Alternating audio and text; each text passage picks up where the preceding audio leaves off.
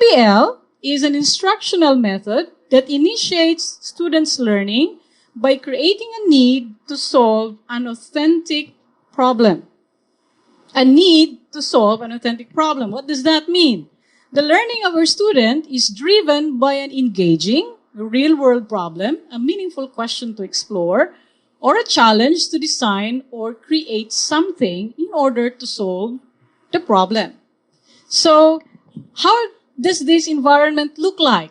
We give our students a problem to solve, and then students go through this PBL cycle, this loop, wherein they look for what they don't know and what they know in order to solve the problem, learn what they don't know, and then apply the knowledge in order to solve the problem. And then it's an iterative process. So during this process, ano mangyayari sa ating mga estudyante? Students will construct content knowledge. That's what they're going to do because they have to identify, alam ba dito yung hindi ko alam at ano ang alam ko na? Dahil ito na yung alam ko na at ito yung hindi ko alam, anong gagawin ko dun sa mga hindi ko alam para masagot ko yung problem? So they have to do an investigation. They will identify that. So they will construct content knowledge. And what do they develop in turn? High-level thinking skills such as problem solving, critical thinking, etc. As well as other skills, lifelong learning skills, such as collaboration, self-directed learning skills as well, while they work toward the solution of that problem. So, if we are going to revisit our science education curriculum framework, does PBL fit into the K-12 standards? Swak na swak, ano? Yeah, kasi gusto natin yung ating mga estudyante ay makapag-develop ng 21st century skills. Nasa labas yun. Okay, now, a brief history of PBL. Saan ba nanggaling yung PBL? Okay, saan ba siya nanggaling? Ito ang may kasalanan dyan. Okay, yung person na yan. Sino ba tong person na to? Okay, sino ba yan? Siya si Howard Burroughs. Okay, it was first developed in medical school or medical education in the 1950s and is generally created to that man over there at the McMaster University in Canada in the 1970s. Bakit niya na-conceive yung idea na yon? Okay, nakita niya kasi na yung mga students, medical students, they have unsatisfactory clinical performance. They are given a problem, a clinical case, and then they don't know how to solve the case. So just imagine if you have medical students that are like that. They go to a hospital, they treat the patient, they don't know how to treat the patient.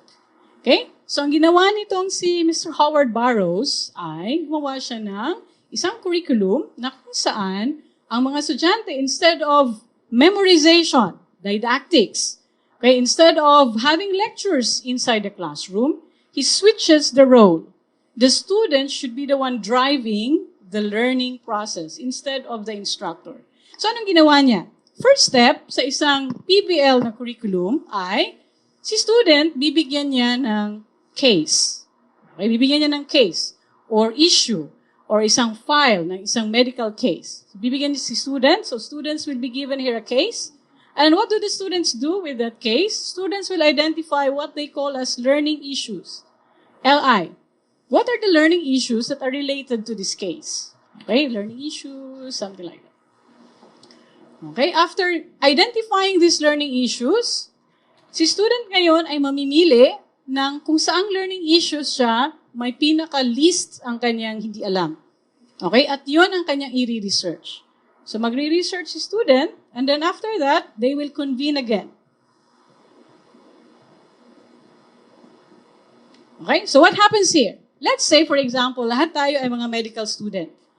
Okay, tapos yung ating curriculum ay PBL. So pagpasok natin dun sa ating human pathology class, let's just say human pathology class, we don't see our professor giving a lecture. So ano ginagawa ni professor? Okay, dun lang siya sa tabi. Meron tayong roles ng bawat isa. So in the first day, i-orient tayo kung ano ang gagawin. Ito yung loop ng problem-solving activity natin, and this is our role. Let's say today, my role is the facilitator. So today, I will facilitate the PBL session. So I will give you the case. This is our case. And then there's someone who is our secretary who notes down the LIs, okay, yung mga learning issues. And then there is another someone who keeps the time. so that we are on track and then we can finish the learning issues discussion on time. Okay, and then there's another one that writes something on the board. Okay, and etc., etc. So after nabigay na sa atin yung case, we will now deliberate. Ano ang gagawin natin para ma-solve yung case? So we will identify learning issues. Alin dito yung hindi natin alam? Alin ang alam na natin? Alin sa mga solutions ang pwede natin gawin para masagot yung medical case na yon? And then after that, we decide, okay, so sa mga learning issues na ito, alin dito yung pwedeng ako ang mag-research? Okay? Alin dito ang pwedeng sila ang mag-research? So we divide the task. And then after dividing the task, we break out and then we do our research on our own. Let's say 1 week or 2 weeks or probably 3 days, depending on the case. And let's say after 1 week, we convene again as a group. And then after that, we propose our solution. And then comes the professor who will also help us in some of the areas that we find difficult to do. And then we reiterate the process all throughout the semester. Okay? All throughout the semester. Yun ang picture ng PBL, Problem-Based Learning Activity, na pioneer ni Howard Burroughs, which is also being adopted to different schools, mostly in the western part of the globe. But there are also Asian countries who are doing it, in particular, Singapore. Okay, in particular, Singapore. I'll share that in a while. Okay, but, okay, we have to remember na this is not new. Okay, this is not new. Bakit kaya? Okay, bakit kaya hindi yan new? In fact, the idea that you give a student something to solve and engage them in order for them to learn meaningfully is already happening before. Okay? Like for example, Plato and the Greeks. Ano bang ginawa ni Plato noon? Ba, yung kanyang dialogus method? Ang ginagawa niya, si teacher magpo-pose ng problem and students will work towards a solution for that problem, but this time by means of questioning. Okay? So these are early ideas about PBL. Then there's Dewey and the intrinsic motivation movement in his time. So siya actually ang naggawa ng idea ng project-based curriculum. Okay, which probably by now you might be thinking of another word for PBL, right? Okay, and in which children here would engage in learning and other constructive activities that were inherently meaningful and interesting to them. Okay, siya naman na nag-umpisa niyan. And then there was Brunner as well, learning by discovery. In fact, this is one of the most articulated formulations on how problems may be used in education. And aside from him, meron pang isa pa, yung kanyang counterpart din, si Fraser naman, which is credited for the work in Harvard. So, ano pang ginawa ni Brunner noon? Discovery learning confronts students with problems they clarify by means of discussion with their peers, etc. So again, there goes the heart of the approach. There must be a problem to be solved. Okay? Ang kanyang counterpart ay yung case method na ginagamit naman sa Harvard. Okay, nung mga time ni Brunner.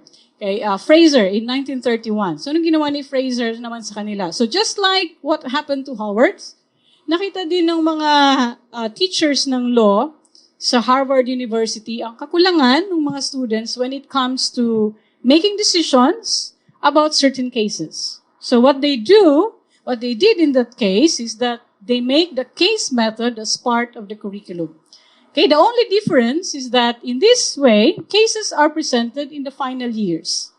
Final years na. After students have digested much of the core content of their domain. Okay, unlike yung PBL talaga, at saka yung discovery learning, so a while ago yung sinabi kong ginawa ni Howard Burroughs, na kung saan yung problem, yun yung nagde-drive ng kanilang learning. You don't do lectures, but you use the problem as a springboard for students to learn the content. Okay, so in this case naman sa Harvard, ang ginawa nila ay, it doesn't come first. The end na. Okay, inaral nila muna, nag-lecture method muna, etc., or whatever other methods that they would use to gain knowledge on a particular content, and then to na sa later part yung kanilang case. Okay, kanilang case. So what does that mean?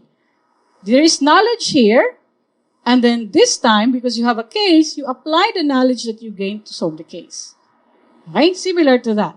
So if you'd notice here, PBL was not invented on its own, right? It's actually a very clever combination of what has been done before. And so naturally, parang Game of Thrones lang yan. Ganun eh. Okay, very successful ang mga episodes. Meron siyang mga spin-offs. Okay? Yung tinatawag nating XBLs. Ano ba yung mga X na yon? Yung X na yon, yun yung nagde-drive ng learning process. So if the X is interest-based learning, that means the driving process or the driving feature of the learning process is the interest of the student. Meron pa nga isang maganda ngayon eh, zombie-based. Ayan naman yung zombie-based. Yun naman yung, dito ng the other one, yung series, Walking Dead. Yeah, that one. The Walking Dead. Okay? It was based on the Walking Dead series. So, zombie-based. Naka-based naman siya doon. So, what drives the learning process is the zombie movie, etc. What else? Ano ba yung mga X-based na yan? Probably the most popular one is project-based. Okay? Which is, at the moment, are very, very similar to problem-based learning. In fact, if we're going to take a look at their similarities, parehas sila na nag-focus on an open-ended question or task. They provide authentic applications of content and skills. They build 21st century competencies. They emphasize independence and inquiry. And then they are longer and more multifaceted than traditional lessons or assignments. Okay? So, nandiyan na yung time management issue na naman natin, ano? Sige, gagawin ko yan, pero parang mahaba. Ganun eh. Kaya inherent siya dun sa feature ng approach. Okay? And then if we're going to take a look at the differences, okay, project-based, they're often multidisciplinary, while problem-based, they're often single subject. Okay? Often. The problem-based tend to be shorter. You can actually give a problem in one day, let the student solve the problem one day. That's actually the approach used by Singapore. One day, one problem. Okay, so their students, high school students, pupunta sa klase nila, they go through this loop every day. Okay, bigyan sila ng problem ng physics teacher or biology teacher, isosolve nila yun sa isang araw. Tapos na, the following day, another problem. Yun lang ginagawa niya the whole semester. Okay, it becomes iterative in that case. Okay?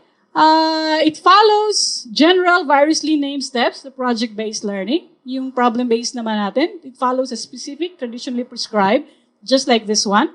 Okay? Then here, on the project-based, it includes the creation of a product or performance. Problem-based naman, the product may simply be a proposed solution.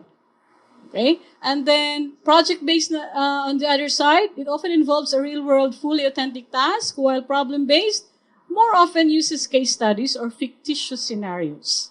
Learning activities that was given to you, they have very common feature, and that is a problem drives the learning. So if you're doing project-based, if you frame the project-based learning activity as a problem, then your project-based becomes problem-based. Okay? Now, if you use the problem as a frame to do a project, then your project-based, your problem-based learning becomes project-based learning. Okay, so yun yung mga spin-offs ng ating PBL. In fact, yung ating PBL talaga na rigorous traditional process like this one, this is most often used in tertiary education. While in the high school, we do often use the project-based approach instead of calling it problem-based. So what am I trying to say? The semantics really doesn't have to be a worry. Whether it's PBL, whether it's project-based, whether it is problem-based, as long as there is a common feature there wherein the problem drives the lesson, then in this training, let us take a look at that as a bigger umbrella of PBL activities.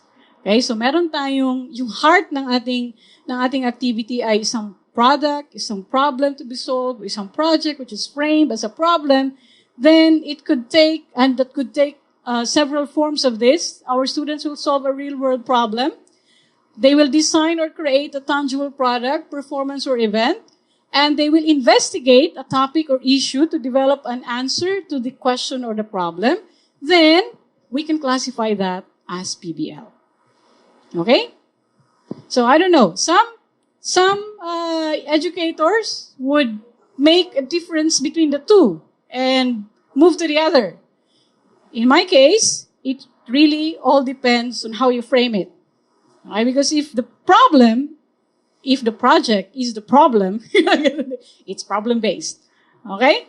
So, parehas lang yan sila. As long as yung nagde-drive ng learning ay yung problem itself. Okay? So, from there, we have several key elements of PBL. Okay? Meron tayong iba-ibang elements ng PBL. One, it should contain a challenging problem or a question. So, the learning activity here is framed by a meaningful problem to solve. Okay? Or a question to answer at the appropriate level. Okay? At the appropriate level naman. Then there is sustained inquiry. Students engage in a rigorous, extended process of asking questions, finding resources, and applying knowledge. What else? It should be authentic as well, which means the product of the inquiry features real-world context, tasks, and tools, quality standards or impact, or speaks to students' personal concerns, interests, and issues in their lives. Okay, this is one of the features that makes PBL different from our traditional inquiry-based activities. Okay, dahil meron kang real-world context. They will assume the role of civil engineers. So there's a real-world context. Okay, it's us, science teachers, allowing our students to play the role of these real-world professionals. Okay, so they will learn what does it take like to become a scientist? What does it take to become an engineer? What does an engineer do? Etc., etc. Okay, so we give them that flavor. Okay, what else? Students' voice and choice. In PBL, students make some decisions about the activity, product, process, and including how they work and what they are going to create. Okay, they will have a certain degree of freedom to do that. Okay, but if our students are new to PBL, we can start with giving them a specific task or a specific activity to do. Later on, we'll learn why. Okay? Next, reflection. There should be a space for students to reflect on their progress. Not only students, but teachers as well. So students and teachers reflect on the effectiveness of their inquiry and learning activities, the quality of student work, ano yung mga obstacles, and how to overcome them. So which means, meron kang sustained inquiry. Tama? Ayan. So, ibig sabihin, si teacher, magmo-monitor siya ngayon. How did the student move from one point to the next? Okay? And then reflect on that. Okay? Ano yung na-learn nila doon? How did they overcome the problems, etc., etc. And then there is also a time for critiquing and revision. Students and teachers give feedback and use feedback to improve their process and product. Okay? And finally, there should be a public display of their product or solution. Students will make their work public by displaying or presenting it to people beyond the classroom. Now, sometimes we don't do this in the real classroom setting, right? So sometimes we just do presentations inside the classroom. Okay, but we can invite people from outside of your classroom. Let's say another teacher or let's say another class to take a look at students' products and evaluate students' products as well. Okay, so yun yung mga key features ng PBL. Wala pa naman? Okay, so saan tayo mag-start? Okay, so nakita natin na, pwede swak siya dun sa ating science framework. Okay? Pwede siyang it's multifaceted, so we can actually hit several targets at the same time. Okay, although meron tayong may time constraints. Okay, the best way to start is to actually prepare the learning environment. Okay, why is that? We need to prepare students and teachers for PBL. Bakit kaya? Kasi kailangan ito na, ano nga ulit yung gagawin nilang ng student natin? Mag-investigate, magpa-follow ng scientific method, i-reiterate yung process. Tama? I-iterate yung process. We need to create a culture of independence and inquiry first. Okay, what do we mean by that? Independence means our students are able to work without relying too much on the teacher. May light bulb na bang umilaw dyan sa inyong mga utak? Ayan. Next, inquiry. It means that our students are asking. It's our students that are asking, investigating, answering questions as they build their knowledge and skills. Through the many years that I have been implementing PBL in my class, okay, these two, I learned the hard way. I learned the hard way. Most of my activities in PBL are classroom-based, so they don't get published or anything like that. Okay, and I have a habit of not documenting everything. So right now, you have to trust my words. Okay? This is something that I learned the hard way. Okay? When I was in the province teaching high school students, I have prepared them at the start of the year.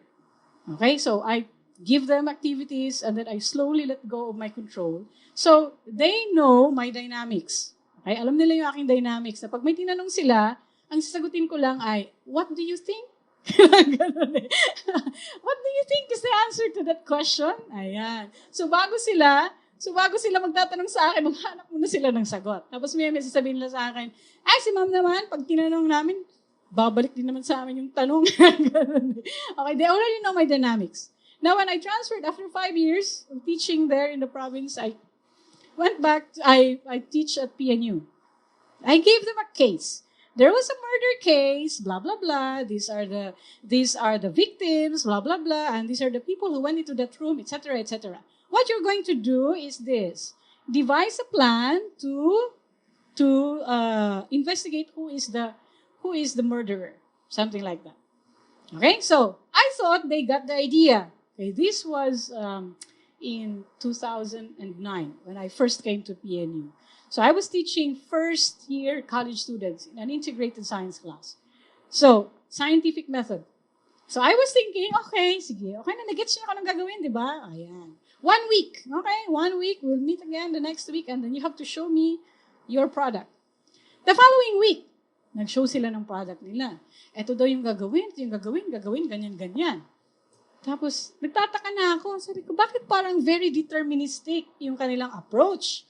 Okay, bakit kaya? Yung isa nagsabi, yung murderer si ganito. Because there are 4 people in that murder case scenario. Ang murderer ay si Agapito, ganyan. Yung isa namang group, ang murderer ay si Peter. Yung isa namang group, ang murderer dyan ay yung janitor. Ganon. And they have a lot of theories. And they base their findings based on just theories. They did not even give me steps on how they are going to solve the problem as a police officer. So, at the end of their presentations, okay, sabi ko ganyan, parang may kulang yung inyong mga methods, blah, blah, blah, ganyan. So, sabi ko ganyan, paano natin ito may improve? Ganyan. So, nagsuggest naman sila. So, akala ko talaga nagigets sila ang gusto kong gawin, ano? Tapos, by the end of the activity, ang tanong nila sa akin, so, ma'am, sino po yung tama sa amin? Sino po yung murderer? Sabi ko, I don't know. And then that's the time that I realized that's the reason why their products are like that. Because they were looking for the right answer. They did not look at the process. They were looking for the right answer. So when I told them there was no right answer, they were actually very shocked. Okay? And I was shocked as well. Okay? So, ang ginawa namin ulit. Okay, ulitin natin ha, yung activity. Okay? And then I give the examples on how police officers would do this and would do that based on evidence. So that's the first time that I learned independence and inquiry. This environment should be ready. Otherwise, your students will not be able to do or complete the demands of PBL. Okay? I have the same experience. This time naman, mga fourth year student. Fourth year. Ganun eh. Fourth year, general science students naman sa PNU. Nagturo naman ako ng astronomy. Ayan. Okay, so sabi ko, fourth year na kayo, so hindi na tayo mag-ano ha. I was assuming too much. Okay. So hindi na tayo mag-lecture ng ano yung features ng Venus. Alam niyo na yun, mabasa niyo na yan. Kung gano'n. So ang gagawin natin for the whole semester ay, let us study the movement of celestial objects. Okay, so let us study the motion of the stars, let's study the motion of the moon, let us study the motion of the sun, etc. Let's start off with the moon, okay? So in the next 30 days, you have to make an astronomical diary. You have to log in your astronomical diary the different phases of the moon. Okay, and then you have to design a process by which you can gather data about the movement of the moon. So yes sila ng yes. I gave them the rubrics, etc., etc. And then I said, all right, so in the next few weeks, we are not going to meet as a class, but if you have problems, my door is open for consultation. 1 week went by. Nobody went to my office for consultation. So I thought, baka naman okay lang yung mga yun. Ganun eh. The next week, wala pa ding pumupunta for consultation. So I started to worry. And then I go to the group leaders. Kamusta na yung ginagawa nyo? Parang hindi pa kayo nagbibigay ng progress report, ganyan-ganyan. Ma'am, okay naman po kami. Yung observations pa, nalalag nyo na. Yes po, ma'am. Okay, very good. Okay, at the end of the month, I collected the astronomical diary. And surprise, surprise. Entry number 1. The moon was very mesmerizing tonight. Ganun eh. Okay, sabi ko, ano nga uli yung gagawin natin dun sa moon? Ganun eh. Di ba pag-aaralan natin yung phases? Ayan. Sa 35 students, only 3 got it correct. All the rest, I don't know. Ganun eh. Well, probably it was my fault. Okay? It was my fault because that was fourth year already. Yeah, fourth year college students. They are about to graduate. So I was assuming that they already had this. Okay, and again, I assumed too much. Probably because I said astronomical diary. Kaya ganun ang nilagay nila. Okay, so I let the 3 students who got it correct present their work. Okay, and then nakakatuwa pa sila kasi drawing nila yung moon eh. Yung iba, nag-drawing ng moon, kapag first quarter daw, ganito itsura. Ayan. Yung isa naman, ang dinrawing niya, ganyan ang itsura. Okay. Tapos yung isa, ang dinrawing niya, ganun ang itsura. So, tinanong ko sila, saang planeta kayo nag-observe ng moon? Ganun eh. Which one of these is correct? Diba? And so the following night, they look up at the sky and then they decide, ay, oo nga ma'am, nagkamali lang po ng drawing. Ganun eh. Ito pala yun. Ayan. Okay, so they made drawings of the moon, etc., etc. So again, this is very important. Okay, we cannot demand students to do inquiry, sustained inquiry, if they have not yet developed this culture of independence and inquiry. And that's mostly what happens in a Filipino class, right? Because our students are very dependent on the teachers. So they will have to wait. Okay, they will wait for you to tell them what to do. And that's where the problem comes in when it comes to PBL. Okay, in fact, sa ginawa ng Singapore, okay, nakita nila doon na merong 5 na mga challenges na frequently nami-meet ng mga students na gumagawa ng PBL. The first one is the themes, and the second one is the learning process. And then the third is problem, then the structure and the presentations. Okay, let's just take a look at the learning process. Okay, yung learning process, anong description nila doon? Okay, ang challenge, it involves the use of self-directed learning skills to engage effectively in PBL. So anong sabi ni student? Ito yung sabi ni student na nakapag-report nitong challenge na to. Siya isang female at the lowest 10% of the performers in the PBL class. Okay, and sabi niya, I find it difficult When I was in secondary school, I was mainly dependent on my teacher. But in RP is Republic Polytechnic in Singapore. I have to stand on my own feet and I have to think on my own and contribute to whatever I can. So it's the same thing that our students might be experiencing if we are going to give them a PBL activity right away. Okay, parang, oh, ayan, problem. Paano natin solve yung problem na yan? Sabihin sa'yo ng estudyante, ewan ko po. Ewan ko po. Kayo na lang po mag-solve. Ganun eh. Okay. And another one is the team. Usually, the team is the one that's having a highest frequency of reports. 167 lahat.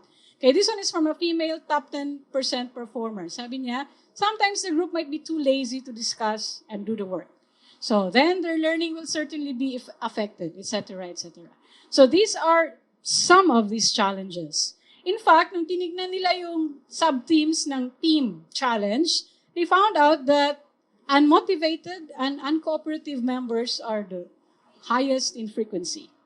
Okay, so yun yung pinaka-problem nila, which is also sometimes the case. Okay? If you could still remember your thesis in the undergraduate course, by group, ayan, by group, tapos ano nangyari sa by group na yon? Isa lang ang gumawa.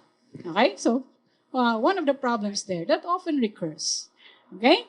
And then, because our students need to be independent in terms of learning some skills, we also need to build the skills before and during the PBL activity. So we need to decide what our students can handle and what skills they might need to spend some time building in advance.